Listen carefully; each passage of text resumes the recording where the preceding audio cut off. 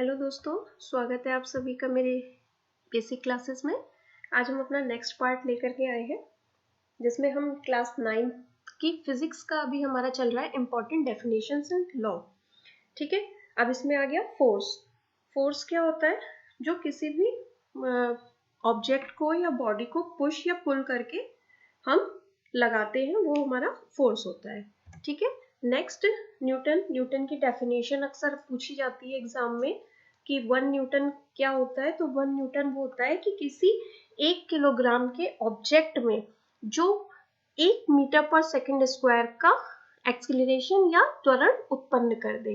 ठीक है, यह एक बल का, फोर्स का मात्रक होता है, उसकी यूनिट होती है। 1 न्यूटन किसके बराबर होता है? 1 किलोग्राम मीटर पर सेकंड स्क्वायर के। 1 डाइन क्या होता है? सेम वही चीज जो हमारा 1 ग्राम पे, न्यूटन में क्या था 1 किलोग्राम पे, और यहाँ पे 1 ग्राम पे 1 सेंटीमीटर पर सेकंड स्क्वायर का एक्सीलरेशन उत्पन्न कर देता है उसकी डायरेक्शन के टूवर्ड्स। ठीक है, नेक्स्ट रिजल्टेंट फोर्स, जिसे हम परिणामी बल भी कहते हैं।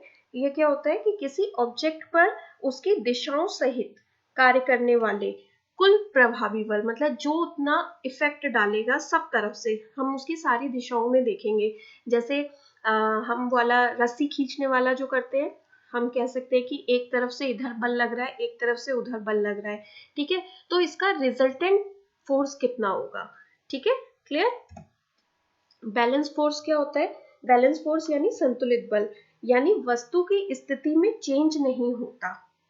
तो रिजल्टेंट फोर्स क्या होगा? हमेशा परिणामी बल 0 होगा, क्योंकि दोनों तरफ से आप बल इधर से भी लगा रहे हो और दूसरी दिशा से भी लगा रहे हो, लेकिन वस्तु की स्थिति में कोई भी परिवर्तन नहीं हो रहा है, वो यूनिफॉर्म मोशन में ही मूव हो रही है, जितना उधर जाती है उतना वापस आ जाती है। तो यानी परिणामी बल क्या है हमारा? 0 है। ठीक है, अनबैलेंस्ड फोर्स क्या होता है कि जिसमें बॉडी मोशन रेस्ट की अवस्था में नहीं होगी। आपने इधर खींचा तो उधर चली गई, उधर धक्का लगाया उधर चली गई, जिधर आप लगाएंगे उधर वो उसका फोर्स के अकॉर्डिंग जाती रहेगी। कांटेक्ट फोर्स क्या होता है? यानी संपर्क बल। ठीक, संपर्क बल जब हमारा कोई फिजिकल बॉडी किसी फोर्स के कांटेक्ट में आती है तो वहां पे क्या होता है? कांटेक्ट फोर्स होता है।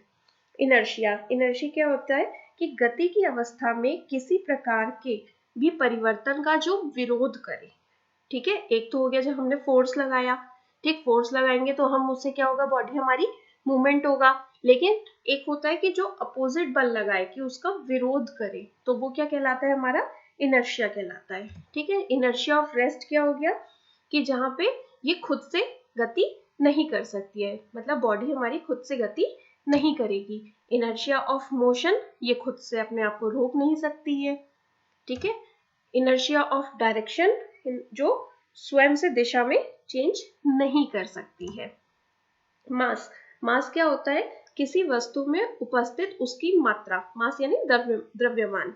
ठीक है, कि किसी ऑब्जेक्ट का हमारा उस वस्तु में उपस्थित उसकी कितनी मात्रा है, कितनी क्वांटिटी है। मोमेंटम यानी संवेग। संवेग क्या होता है कि किसी वस्तु को स्थानांतरित करने की क्षमता। सॉरी, फ्रिक्शन यानी घर्षण। जब जो घर्षण कौन सा बल होता है? जो दो सरफेस के बीच में कार्य करता है। ठीक है, वो आपस में एक दूसरे को कांटेक्ट में नहीं आने देता है। ओके, आज के लिए बस इतना ही, मिलते हैं अगली क्लास में। Thank you.